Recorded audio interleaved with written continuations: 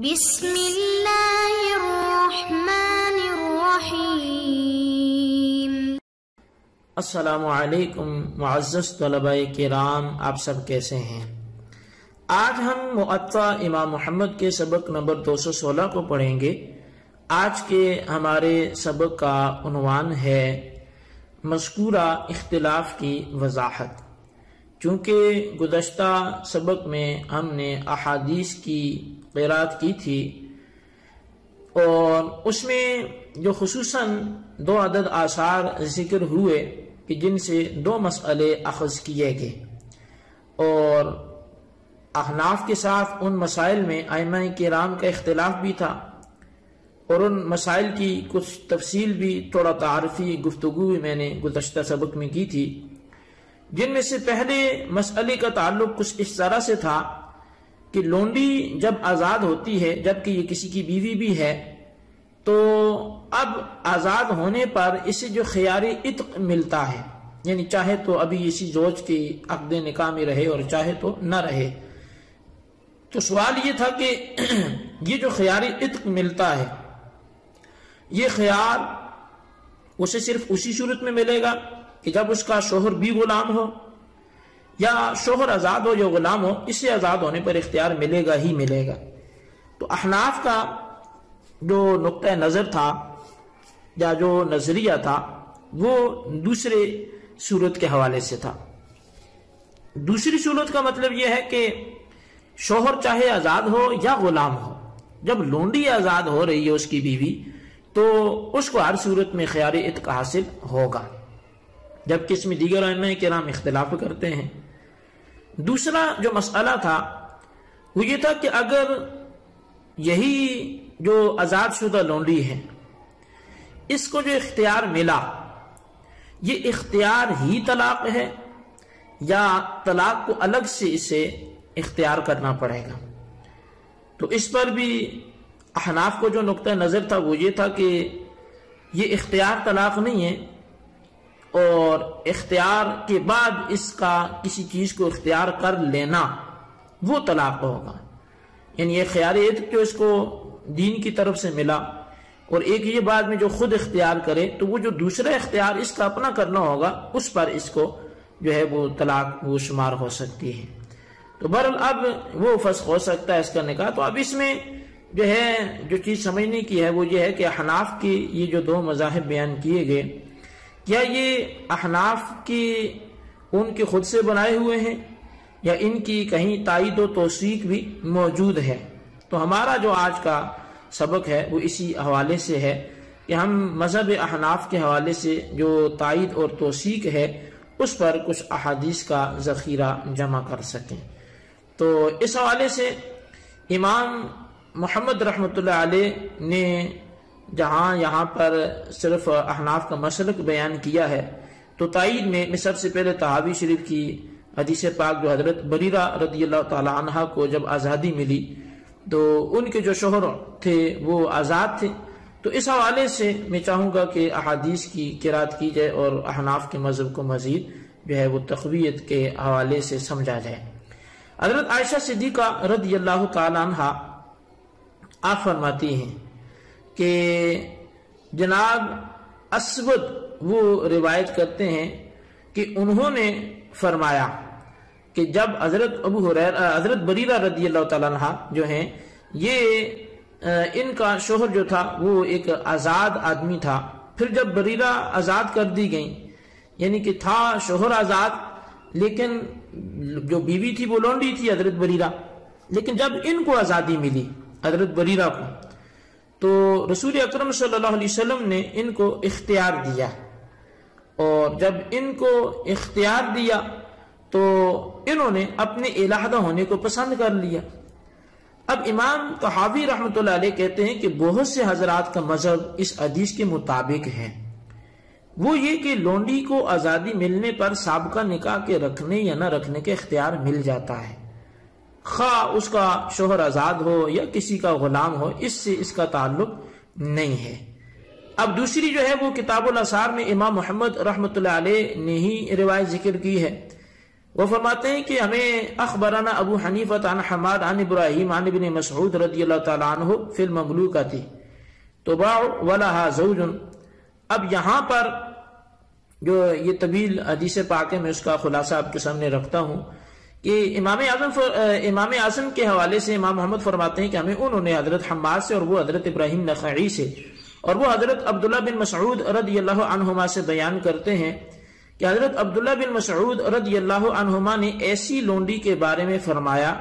جس کو کسی کے ہاتھ بیچ دیا جائے، حالانکہ وہ اس وقت کسی کی بیوی بھی ہو،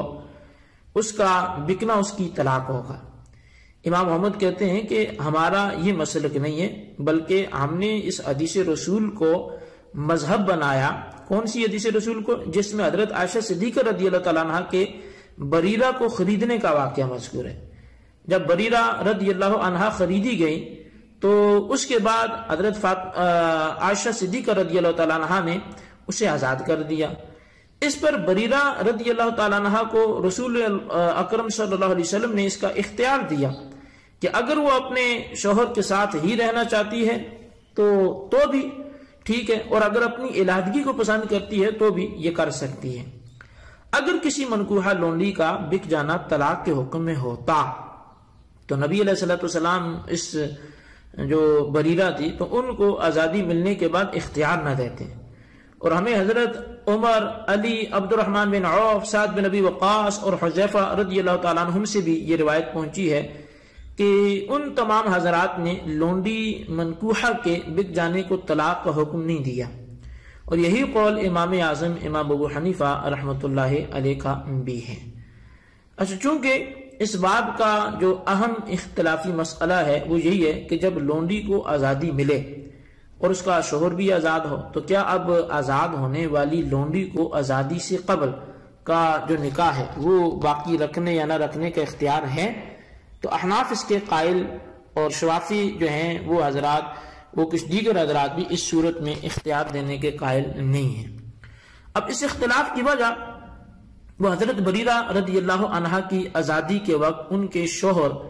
حضرت مغیث رضی اللہ عنہ کی حیثیت کے بارے میں موجود مختلف روایات ہیں۔ اب بعض روایتوں میں ہے کہ وہ اس وقت آزاد تھے، اور کچھ روایات ان کی غلامی کی بھی نشاندہی کرتی ہیں۔ اب ہم احناف چونکہ اس وقت ان کی آزادی کے قائل ہیں،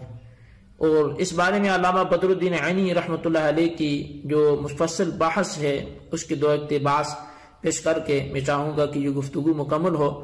علامہ عینی رحمۃ اللہ علیہ عمدۃ القاری میں یہ بحث ذکر فرماتے ہیں، وہ فرماتے ہیں کہ اگر ایک گروہ نے استدلال کیا کہ حضرت مغیث رضی اللہ عنہ اس وقت آزاد تھے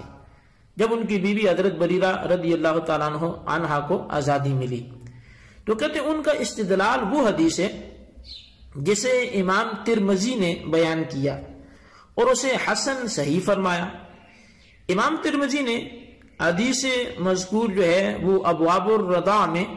لونڈی کے جس کا خاوند ہو اور وہ آزاد کر دی جائے کے تحت ذکر فرمائی ہے۔ اب اس کے راوی ابراہیم نخعی ہیں جو حضرت اسود سے روایت کرتے ہیں، اور وہ حضرت عائشہ صدیقہ رضی اللہ عنہا سے بیان کرتے ہیں۔ آپ فرماتی ہیں کہ حضرت بریرہ رضی اللہ عنہا کا شوہر اس وقت آزاد تھا جب خود بریرہ کو آزاد کر دیا گیا، اور انہیں آزادی ملنے پر اختیار دیا گیا۔ یوں ہی امام نسائی کی روایت میں بھی آیا ہے، اور ابن ماجہ نے بھی باب الطلاق میں انہیں آزاد ہی بتایا ہے۔ ایک اچھی خاص طبقے کا مذہب یہی ہے کہ حضرت مغیث رضی اللہ عنہ جو ہیں یہ اس وقت آزاد تھے۔ اب ان حضرات میں امام نخعی، ثوری، محمد بن سیرین، طاؤس، مجاہد، ابو ثور، ابو حنیفہ، امام ابو یوسف، امام محمد رحمہم اللہ المبین، بہت سے دیگر جو ائمہ کرام ہیں ان سمیت یہ بھی شامل ہیں۔ لیکن ان سب کا قول ہے کہ جب کسی لونڈی کو آزادی مل جائے تو اسے بہرحال اختیار ہے، چاہے جائے کہ اس کا شوہر اس وقت غلام ہو یا آزاد ہو۔ اب یہ بات تو طے شدہ ہے کہ حریت وہ غلامی کے بعد آتی ہے، اس کا الٹ نہیں ہوتا، یعنی حریت اور آزادی پہلے ہو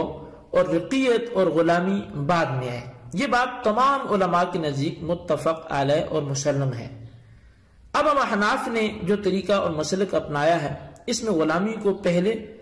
اور آزادی کو بعد میں رکھا ہے۔ لہذا اس طریقے سے ثابت ہوا کہ حضرت مغیث رضی اللہ عنہ اس وقت آزاد تھے جب ان کی بیوی کو اختیار کیا گیا، اور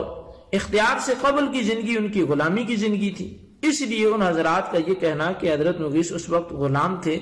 جب ان کی بیوی کو آزادی ملی، اس میں ان کی پہلی حالت بیان ہوتی ہے،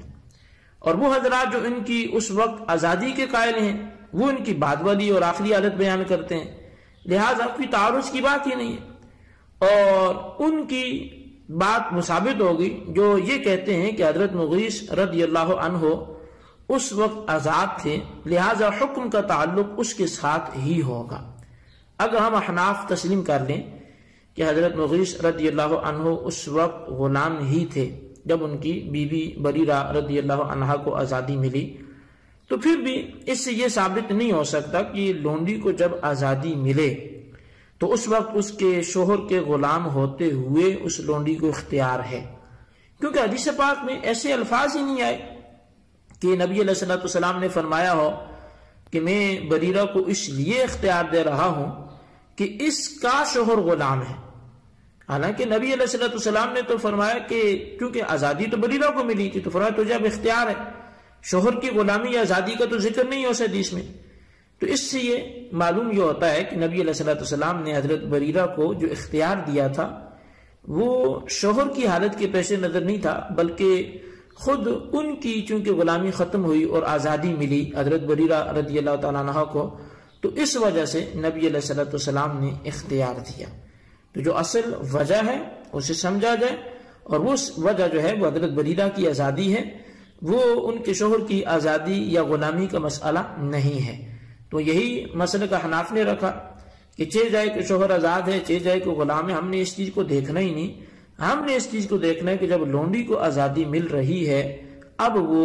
اختیار اسے ملے گا جو اسے ملنے کا حق ہے۔ تو بہرحال یہ ہمارا آج سبق جو تھا وہ آپ نے سماعت کی، اس کو اچھی طرح سمجھیں، اس کے خلاصے کو اپنے رجسٹر پر ضرور لکھیں۔ اللہ تعالیٰ سے دعا کرتے ہیں جو ہم نے پڑھا سنا اسے یاد رکھنے کی توفیق نصیب فرمائے، آمین بجاہ النبی الامین صلی اللہ علیہ وسلم۔